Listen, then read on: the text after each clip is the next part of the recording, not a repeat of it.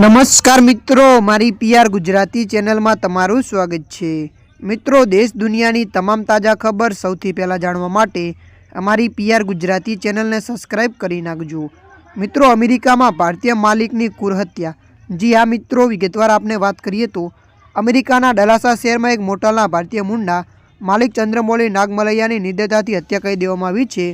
મળતી માહિતી અનુસાર આપને જણાવી દઈએ કે મોટલના કર્મચારી સામાન્ય બાબતે ઠપકો આપતા ગુસ્સે થઈને તેમના પર કુહાડીથી હુમલો કર્યો હતો। મળતી માહિતી અનુસાર આપને વધુ જણાવી દઈએ કે આ હુમલો ચંદ્રમૌલીની પત્ની અને પુત્રીની હાજરીમાં થયો હતો। પોલીસે આરોપીની ધરપકડ કરી લીધી છે। આ ઘટનાએ અમેરિકામાં ભારતીય સમુદાયમાં ચિંતા અને શોકનો માહોલ ફેલાવ્યો છે। ત્યારે મિત્રો, અત્યારની આ મોટી દુઃખદ ખબર મળી રહી છે।